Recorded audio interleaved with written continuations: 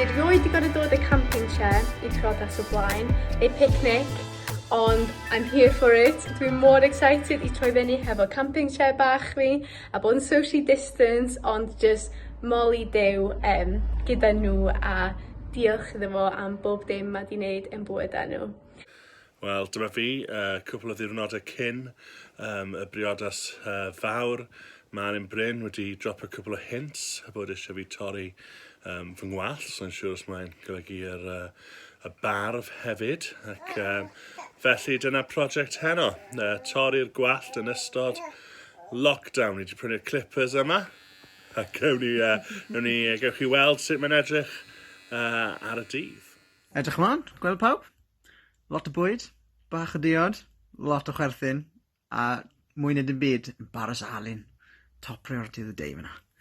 Gobeithio gael torrad cyn fori ar un gwallt, bod ddim lot I torri dyddi yma. Ond edrych ymlaen I gweld Alun a Elen yn priodi o'r diwedd. Dwi just mor excited, fel dwi bron methu coelio'r peth achos da ni jyst I bod yn disgwyl mor hir, ddim yn gwybod be oedd am digwydd neu pryd bysen nhw'n prodi. Ac yn amlwg da ni methu cael y dathliad mawr oedden ni wedi bwriadu. Ond os ydych chi'n gofyn I fi, dwi'n meddwl, it's the best of both worlds achos blwyddyn nesaf byddwn ni'n gallu dathlu hefo pawb a bydd o'n mor lyflu a hyfryd gallu addoli Dduw gyda pawb a diolch I Duw am Alun a Elen ac am priodas nhw. Wel, dwi wedi dod lawr I Parc Bryn Mill, mynd I weld Alun am y tro ola, cyn iddo fe priodi. So, dwi'n mynd I gweld sut ma fe, cael sgwrs bach ac dwi'n mynd I edrych mewn i'w lyged e. Dwi'n mynd I edrych mewn i'w enaid e ac just checio. Edrych mewn i'w lyged e ac gofyn yr cwestiwn holl bwysig. Be mae fe'n meddwl o'r gwallt newydd. So, gen I weld. Wel, dyma ni, mae'r awr fawr wedi dod. Mae'r diwrnod mawr wedi dod. A fel I chi'n nyrfys, fi'n siŵr, dwi'n nyrfys iawn hefyd. Mae rhaid wneud rhywbeth pwysig heddiw. Mae rhaid wneud rhywbeth arwyddocaol. Mae'n amser I ni dynnu y gitar oddi ar y wal. A felly dyma ni, mae'r gitar yn mynd i'r briodas. Felly dyma ni, nawn ni wneud y gyda'n gilydd. Dyma ni'r awr fawr, mae'r gitar I mewn yn y casyn ac yn barod am y briodas. Iawn, jyst yn trio dewis tei ar gyfer y briodas. Be ydych chi'n meddwl? Mae sawl un gyda fi fan hyn, bych chi'n meddwl? Tei, glas a pink, neu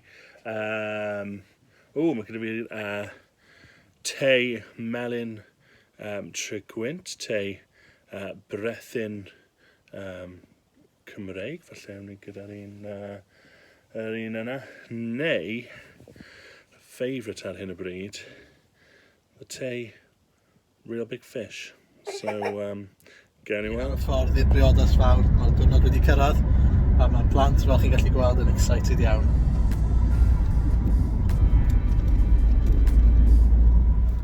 Helo a chroeso I lleoliad y briodas, Alun ac Elen. Ac dyma'r maes parcio. Dwi'n hyn, mae'r gitar wedi cyrraedd, ac dwi'n barod I fynd nawr. Sgwyddo fe'n mynd heibio i'r lleoliad. Shot bach o Caleb Hughes fan hyn. Ows yn dod i'w gader. Caleb Hughes. Yn edrych fel rhyw fath o mam gi. Iawn, wel, dwi wedi gwneud ymrhegaeth ac ti bod trwy'r gwasanaeth. Mae Alun ac Elen wedi priodi nawr. So, trio cadw mor sych a phosibl. Dwi'n weld beth sy'n digwydd nesaf. OK, so dwi yn y pabell yma nawr. Dwi'n interview a cwpl o bobl ar beth sy'n ymlaen. Helo. Helo. Newch chi please rhoi marcio mas o 10 am y briodas. 11. 11? Ie, 11 yn symud gan dda. Cwestiwn yw... Dych chi methu mynd yn uwch na hwnna wan? Wel, y cwestiwn yw, ydy rhywun yn fodlon mynd llai? Dyna'r cwestiwn. Dyna'r cwestiwn. Dwi'n gwybod hwnna ddim yn 10 oherwydd y maths. Alain, beth ti'n rhoi i'r briodas mas o 10? 12. Oh, gosh. Oh, very good. Wel, dwi wedi dod ar party i'r party gyda bubble machine gwenyn fi. Ac mae'n un rhaid dda, mae'n llenwi'r beth sy'n cael ei alw'n shelter. Dim marquee, mae'n cael ei alw'n shelter fan hyn. Ac credu bod wedi newid y naws tym bach, mae'r party wedi dechrau. So, 10 marcia am y briodas heddi. O, 10 mas o 10? 1 ar 10. 1 ar 10? 12. Ydy rhywun yn fod yn bod digon ddewr i fynd llain o 10? No, fi jyst mynd 10. 10? Allan o 10 am briodas heddi? 120%. Allan o 10. Be am tywydd mas o 10? 10. Sneb yn fodlon mynd llai. Peter.